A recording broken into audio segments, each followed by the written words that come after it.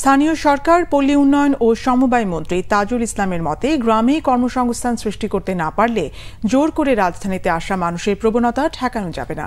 একই সঙ্গে নগরে বিদ্যুৎ, গ্যাসের মতো নাগরিক সেবার মূল্য বৃদ্ধি করা কঠিন বলে মনে করেন তিনি। নগর গবেষণা কেন্দ্রের 52তম প্রতিষ্ঠাবার্ষিকী উপলক্ষে রাজধানীর শিল্পকলা একাডেমিতে আয়োজিত অনুষ্ঠানে এসব বলেন তিনি।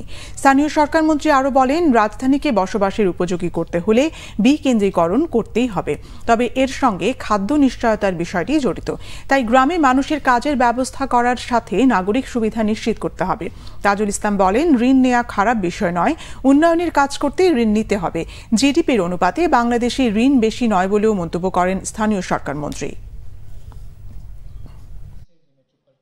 একজন ডিপটি সেক্রেটারিকে আমরা ডিসি না বানাইলে আমি কাউকে ঢাকা শহরের বাইরে পুষ্টি দিতে পারি না। একজন জয়েন্ট সেক্রেটারি কখনো সে ঢাকার বাইরে যাবে না। তো তাইলে আপনি কি করে ঢাকাকে আপনার অফলোডেড করবেন অফ হিউম্যান প্রেশার?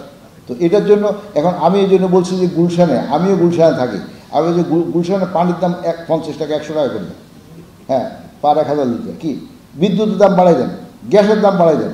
ওখানে কি যাতে ওখানে থাকলে প্রত্যেকের 1 লাখ টাকা বেশি লাগে, ধানমন্ডি থাকলে বেশি লাগে, তাহলে ধানমন্ডিতে ওভার প্রেশার কমে যাবে।